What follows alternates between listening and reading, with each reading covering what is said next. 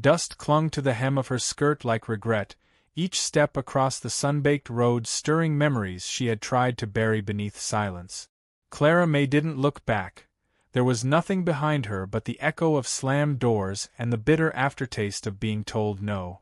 Not with words, always with looks. Looks that measured her worth like cattle. Looks that said, used up. Done for. Don't bother. The town of Willow Bend unfolded in heat and shadows, its saloon windows clouded with last night's breath, its hitching posts dry as bone. Clara moved slow, not from weakness but from weariness, the kind that sets into the bones after too many nights sleeping on unforgiving ground. Her boots were scuffed near to breaking. Her hands chapped, but her spine remained a line of steel, even if her heart fluttered like a trapped bird. No one greeted her. No one ever did. Except old Mabel, whose laundry shop leaned crooked against the general store like a drunk companion. The old woman spotted her through the window, wiped her hands on her apron, and stepped outside with a teacup and a stare sharp enough to slice. "You hungry, girl?" Mabel asked. Clara nodded once. It was all she could manage. She ate behind the shop, perched on an overturned crate with chipped enamelware in her lap. Mabel didn't ask where she came from. Women like Clara didn't need to be asked. The soot around her eyes, the too tight draw of her shoulders, they told a story older than the town itself. A man. A loss. Maybe a fire. Maybe worse. Folk don't care much for strangers, Mabel muttered, pouring more tea. Especially pretty ones. Clara flinched. I ain't tryin' to be. Mabel chuckled, dry as dust. You don't have to try, honey. That's what scares 'em. A bell rang down the street, the courthouse, tall and pale like a sentinel. Clara looked toward it and then back at Mabel. I need a place. Work. I can cook, sew, fix things. Ain't afraid of animals either. Mabel handed her a small mirror. Fix yourself first. Ain't no good showin' up at a man's place lookin' like you fell off a freight car. Clara washed, combed her hair, wore her silence like a shawl. An hour later, she walked into the courthouse. It smelled like ink and stale paper. The clerk behind the desk didn't glance up. She waited longer. Then finally he pointed toward a board nailed to the far wall. Help wanted, Boone Ranch. Room and board. Heavy labor.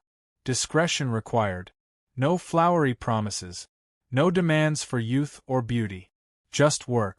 Clara read it twice, her eyes resting on the name. Boone. She didn't know it. That was good. A heavy tread came from behind, and the clerk cleared his throat. You're wantin' to go out there? He asked, eyes narrowing. I'm wantin' to live, she said. The man scribbled a note, folded it and handed it to her. Judge'll sign it. You'll need approval. Man's not fond of visitors. Clara signed her name with a hand that trembled, not from fear, but from what it cost to still believe in hope. The judge eyed her long and slow when she stood before him. Been a long time since a woman walked in here off-errand herself, he said. I'm not offering myself, she replied, voice firm. I'm offering to work. Just need a roof. And a bed I don't have to share. The judge leaned back in his chair. You walk out there, you don't come back cryin'. Man's not cruel, but he ain't tender neither. I don't need tender, she said. I just need space to breathe. He signed the paper. She left with it pressed to her chest like a shield. The path to Boone Ranch was a dirt vein winding through an open prairie, lined with wild sage and skeleton trees. She walked until her legs screamed, until the sun sank low and painted the grass in gold. Then she saw it. The ranch house rose like an old memory, timbers worn to silver, roof patched with sheet metal and moss. A fence half-mended traced the yard, and in the distance, horses moved like shadows between the trees. Smoke curled from the chimney. Life was still here, if quiet. He stood on the porch before she even reached the gate. Ezra Boone. He didn't speak at first, just looked. Not like the others. No hunger, no sizing up. Just looking. Seeing. He was tall, but not imposing. Built like the land itself, lean, weather-marked, and solemn. His left arm hung a little stiff at the elbow, and there were deep lines beside his mouth like he'd once smiled a lot but forgot how. A wide-brimmed hat shaded his eyes, but Clara felt them pressing gently against her. "I'm Clara May," she said. "I came about the work." Still he didn't speak. Just stepped down from the porch, took the paper, scanned it. Nodded once. "You cook?" he asked, voice low and scratchy, like wind brushing old wood. "I do." "No horses?" "Yes." He turned and walked toward the barn. She followed. Inside, the light was amber with dust. Tools hung with precision. Saddles cleaned. Everything in its place. "You'll sleep in the loft." "I eat early. Works hard. No talk unless it's needed." "That suits me fine." He looked back at her then, not coldly, but with a strange kind of gentleness, as if he were choosing whether to trust her silence more than her words. "That room's yours long as you earn it. No one else up here but me and 2 strays I took in. Kid. Don't spook easy." Clara exhaled, slow. "I won't bother them." He nodded and left her standing there.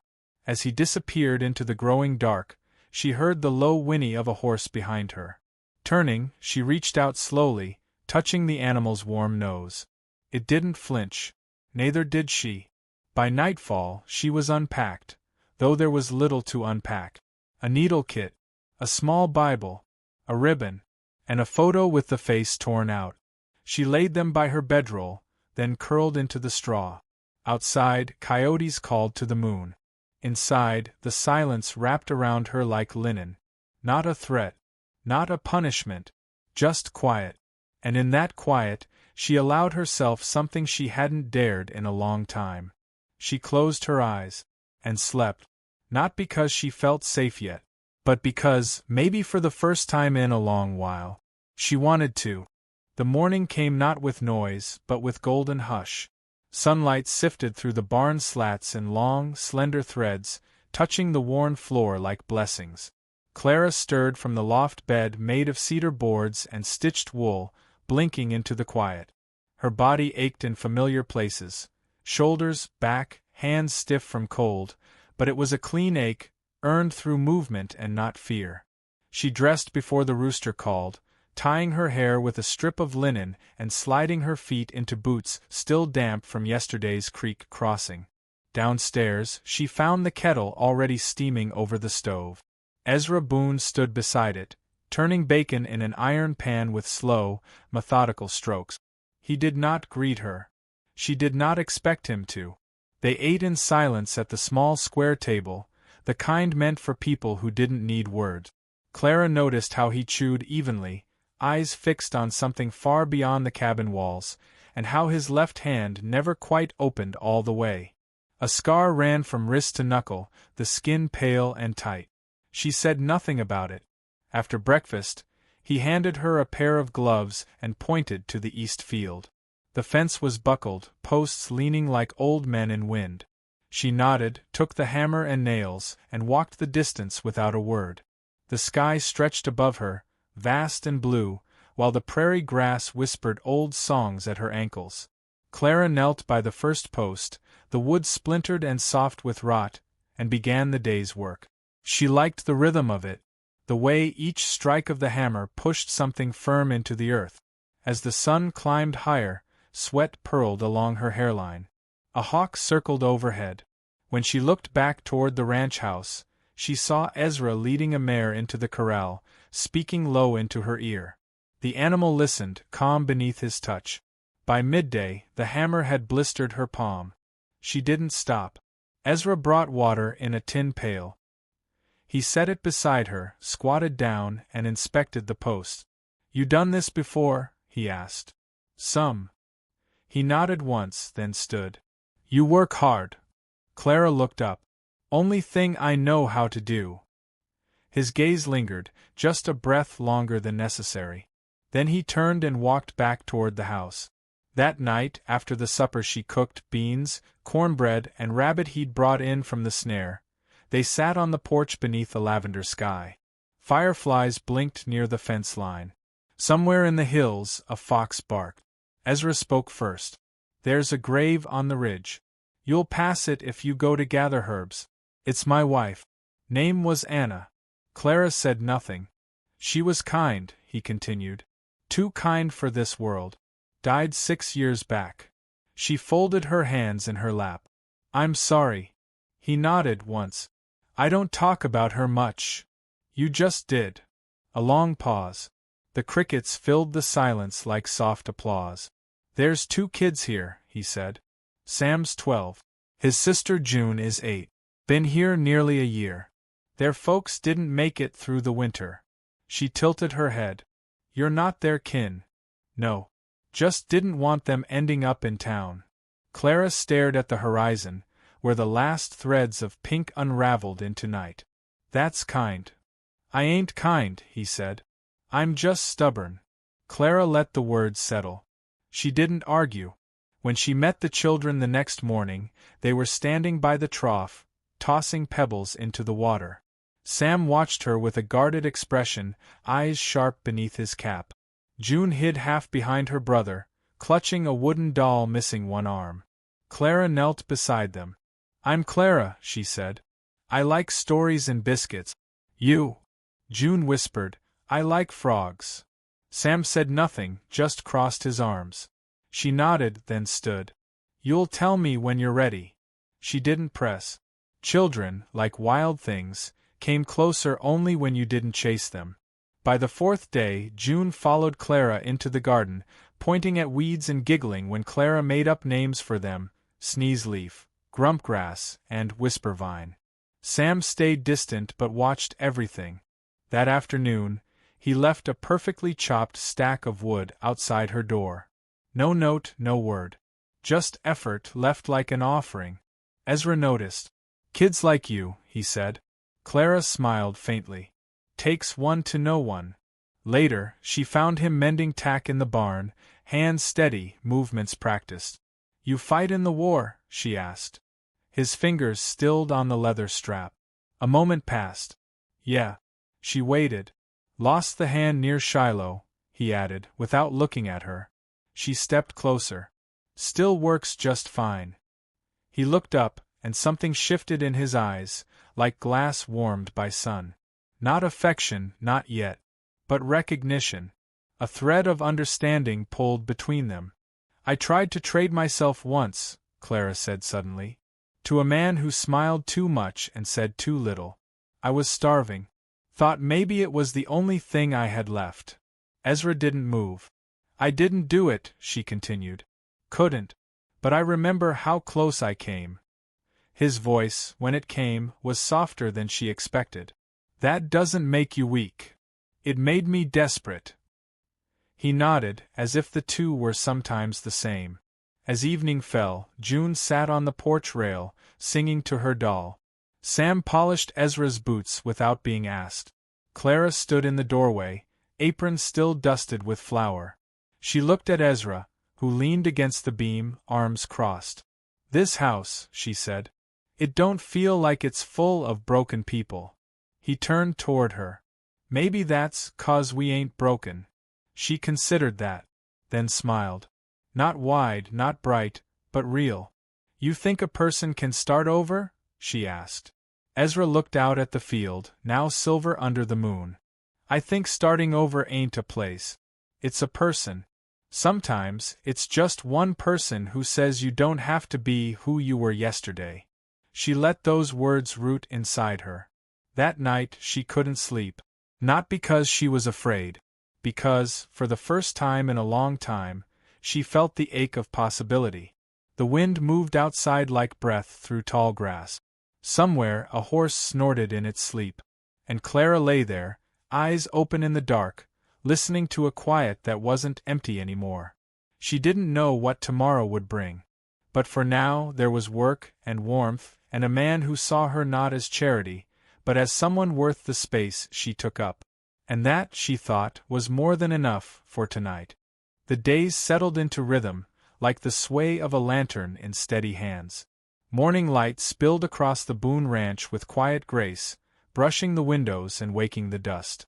Clara moved through it all like she belonged, though the thought still surprised her. She rose before dawn, washed in the basin behind the barn, and had biscuits in the oven before the rooster crowed. Not because anyone expected it, because it gave her peace to bring order to the day. Ezra never asked where she learned to cook.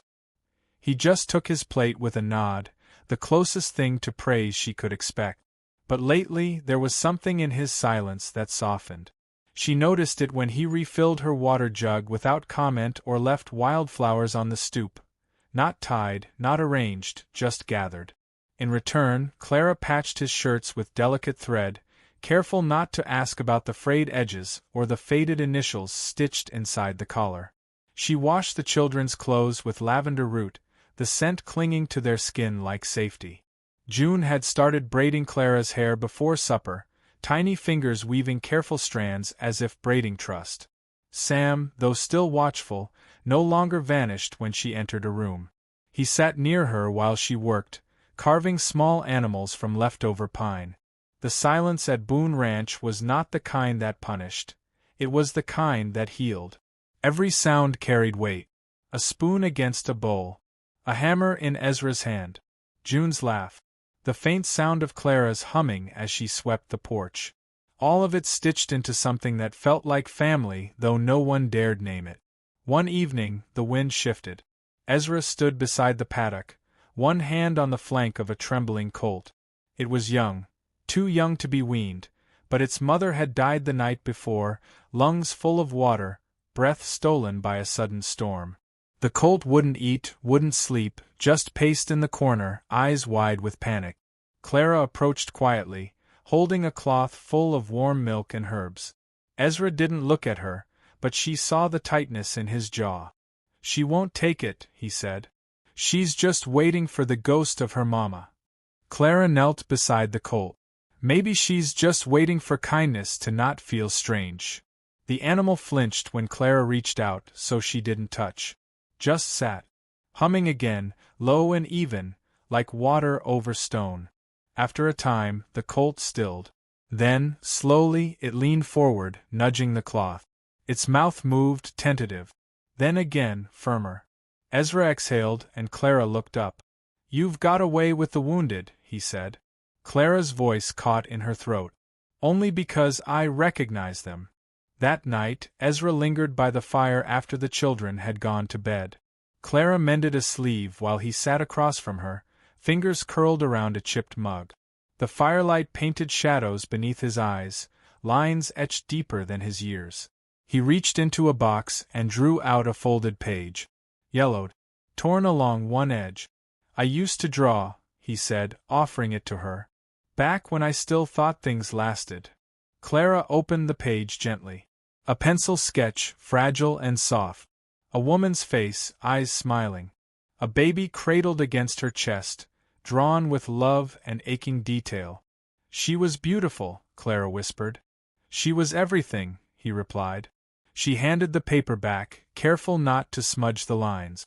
Ezra tucked it into the box like it might shatter. "I stopped drawing after the fire," he said. It felt dishonest. Sketching faces I'd never see again. Clara met his gaze. "Maybe it's not about remembering perfectly. Maybe it's about honoring the pieces." Ezra looked at her then, not past her, not through her. At her. And in that moment, something passed between them, wordless and clean. A thread of shared grief, of survival, of choices made in silence. He didn't speak again that night, but the next morning, a folded sketch sat beside her plate. It was a rough drawing of June with flowers in her hair, Sam perched behind her like a guardian hawk. In the corner, a small note, "The pieces matter." Days stretched longer. Trust built like wood layered for winter, one log at a time, until warmth came. Sam brought her a satchel he'd sewn himself. June insisted Clara take the only ribbon she owned. Ezra began letting her tend the horses on her own, watching only from a distance. Then came the letter. Mabel rode in on a borrowed mule, dismounted with a scowl, and handed the envelope to Clara as if it might bite. "You've got trouble sniffin' your trail, girl," she said. The letter bore a seal she knew too well. Hutchins. The man she'd walked away from. The man who had offered a roof in exchange for obedience. Who had smiled while speaking in terms of ownership. She hadn't thought he would bother tracking her here. Inside, a single line, * you owe me. I don't forget my investments.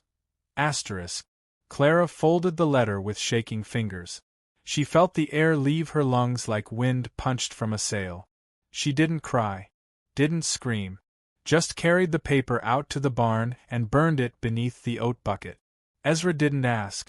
But that night, when he returned from the ridge, he left his rifle beside the door instead of locking it in the chest. A few days passed before Clara spoke of it. They were walking the fence line at dusk, sky awash in flame and gold. "He thinks he owns me," she said, voice low. Ezra stopped. "You're not owned." "He'll come," she said. "Men like him don't like losing. Especially not to silence." Ezra's hands curled around the wire. "Let him try." She looked at him. "You'd fight for me?" "I wouldn't have to," he said. "You're not someone who needs saving. Just someone who deserved to be seen." Her breath hitched.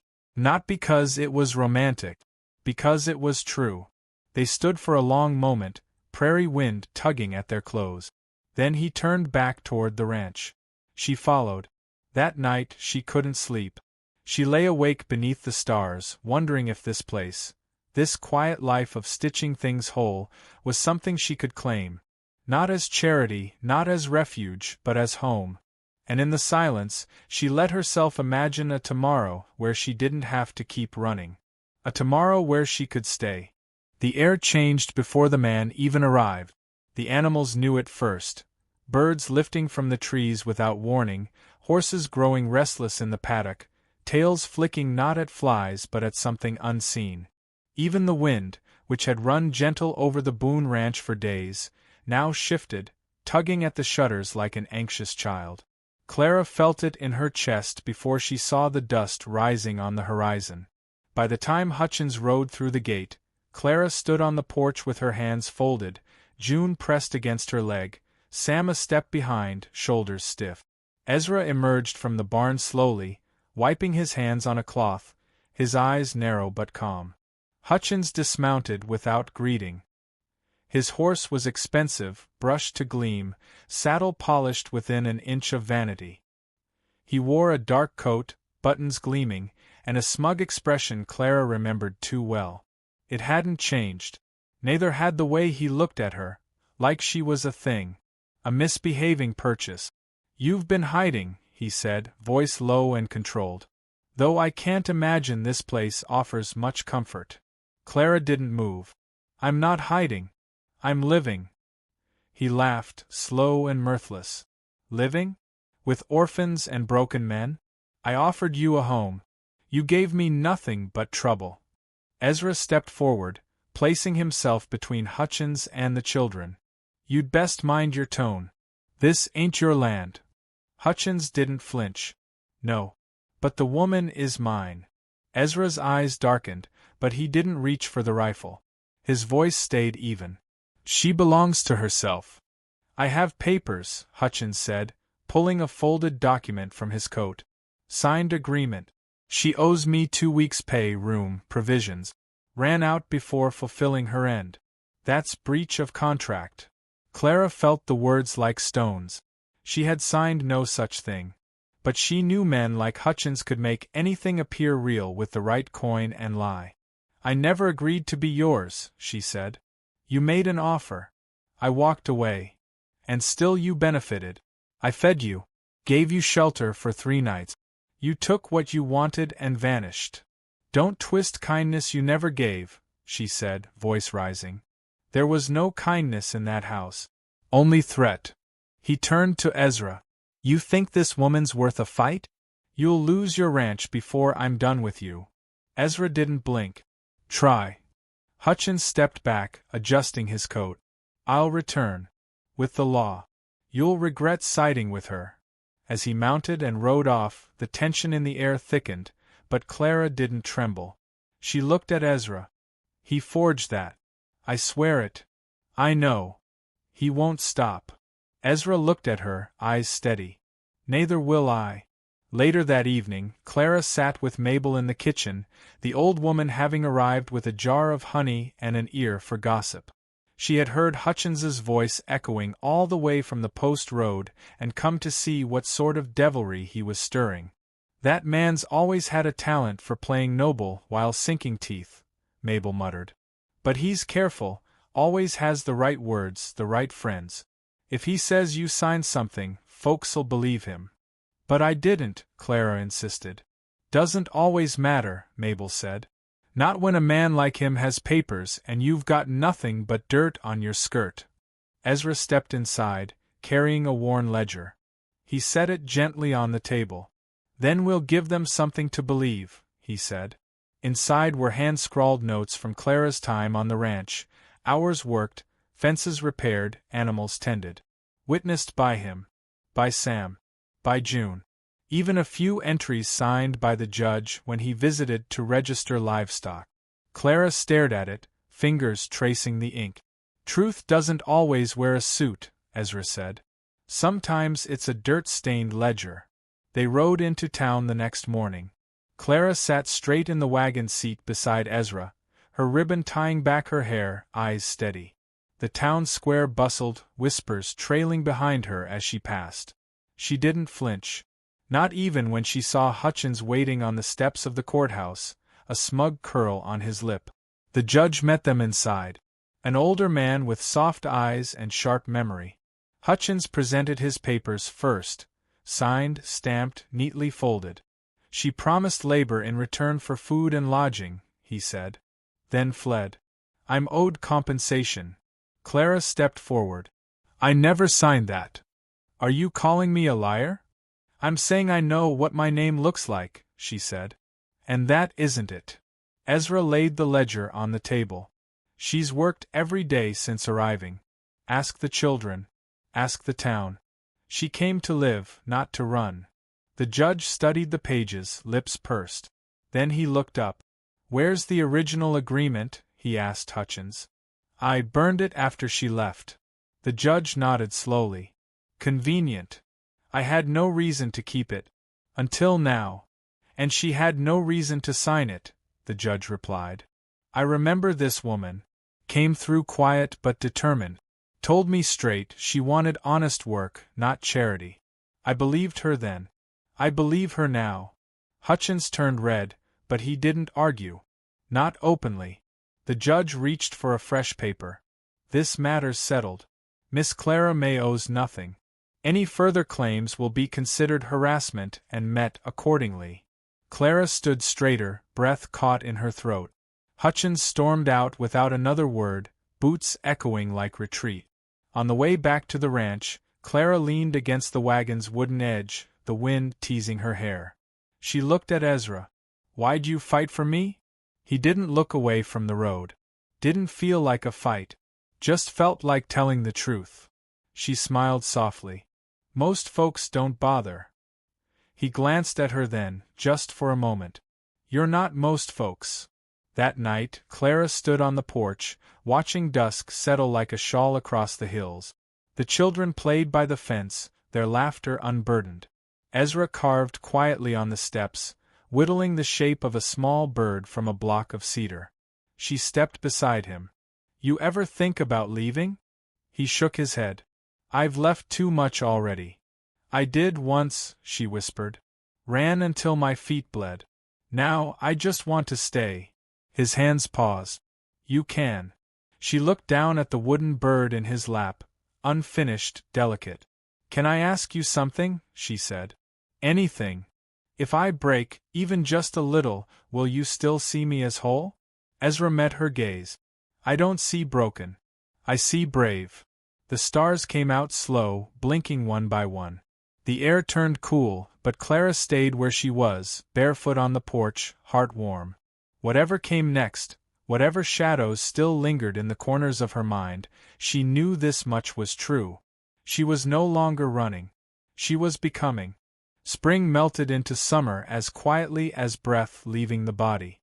The Boone Ranch swelled with green, creeping vines on the garden fence, soft new grass under the hooves of horses.